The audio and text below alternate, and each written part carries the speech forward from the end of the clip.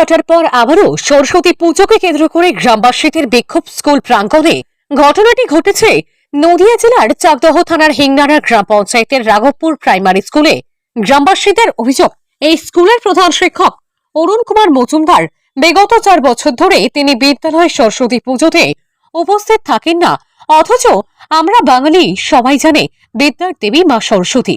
প্রতিটি স্কুলে যথাযথ সম্মানের সহিত এই পূজা অনুষ্ঠিত হয়, কিন্তু রাঘবপুর প্রাথমিক বিদ্যালয় তার ব্যতিক্রম।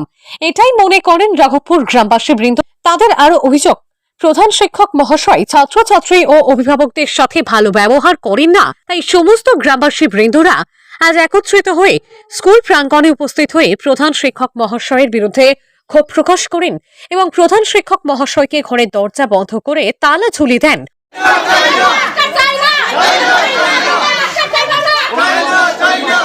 খবর পেয়ে দারাপুর পুলিশ ক্যাম্প থেকে সুব্রত বাবুর নেতৃত্বে বিশাল পুলিশ বাহিনী ঘটনাস্থলে আসেন। দারাপুর পুলিশ ক্যাম্পের ইনচার্জ সুব্রত বাবু প্রথমে উত্তপ্ত এলাকাবাসীকে বুঝিয়ে ঠান্ডা করেন এবং পরে প্রধান শিক্ষক মহাশয়কে তালা খুলে বাইরে বের করেন। সাংবাদিকদের মুখোমুখি হয়ে কি প্রতিক্রিয়া দিলেন এলাকাবাসী থেকে শুরু করে স্কুলের প্রধান শিক্ষক অরুণ কুমার মজুমদার মহাশয়, চলুন সরাসরি দেখুন বাংলা নিউজ লাইভে। কোন দপ্তর যদি সে কাজ না করে তার তো উপরে জানানোর জায়গা আছে।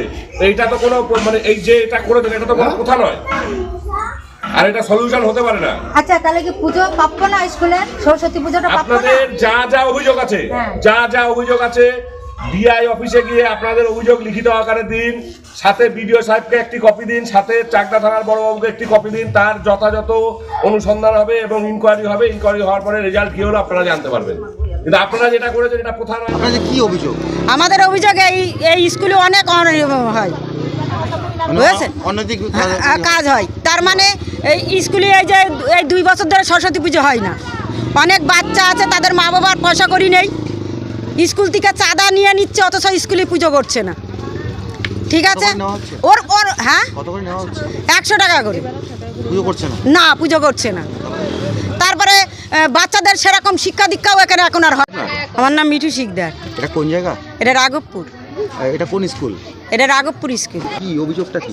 অভিযোগটা হলো হেডমাস্টার মশাই তো হিন্দু, তাই হিন্দুদের তো একটা কালচার আছে, সবসময় সেটা মাথায় রাখতে হবে।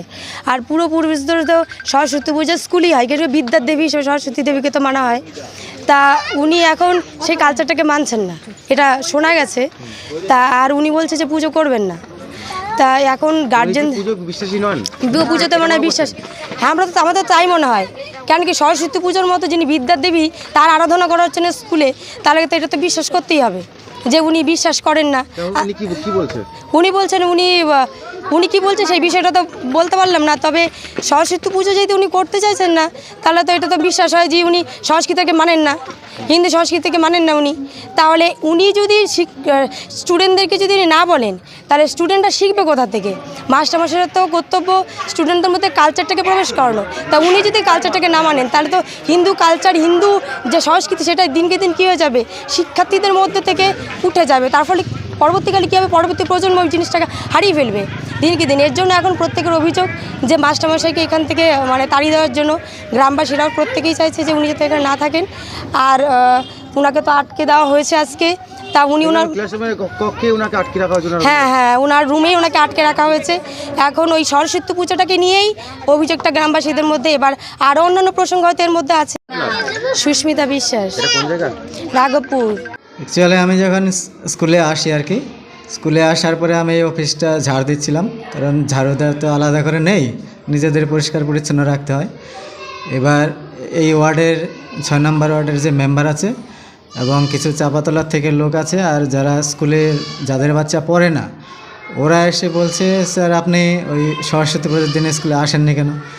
আমি তখন বললাম যে আমার শরীর খারাপ ছিল, আমি আগের থেকেই ডাক্তার দেখাচ্ছি, এই জন্য আমি স্কুলে আসতে পারিনি। আর তারপরে বললো পুজোর ব্যাপারে বলছিল আর কি। বললাম যে পুজো তো হয়েছে, আর এক মাস্টারমশাই আছে, ওনাকে তো আমি দায়িত্বটা দিয়েছি পুজো করার।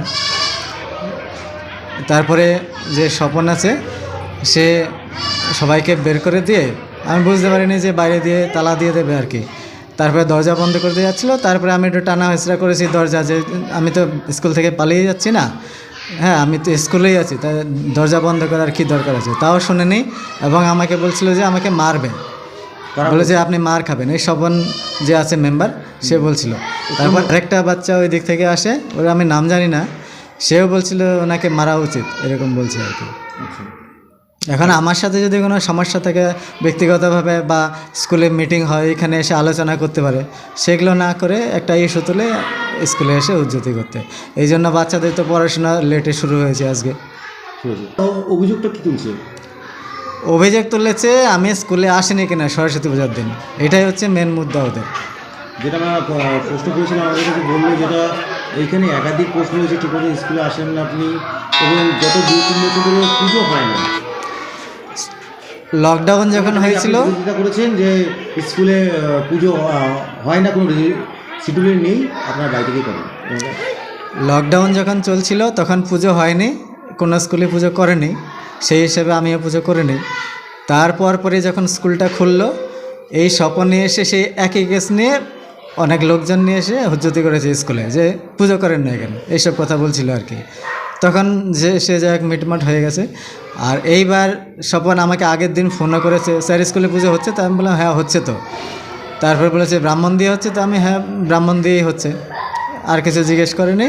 আর ওই ডাক্তার আসবে স্কুলে বলছিল, পরে বললাম যে আমি তো কালকে যাচ্ছি, আর তালা চাবি ওদের বাড়ি থাকে, ওদের কাছ থেকে নিয়ে নেবা, শনিবার যেহেতু ছিল 2টার পরে যদি আসে, এই আর কি। কোন স্কুলে? এটা রাঘবপুর প্রাথমিক বিদ্যালয়। হ্যাঁ, আপনি পেয়েছেন? আমি হেড টিচার আছি স্কুলে।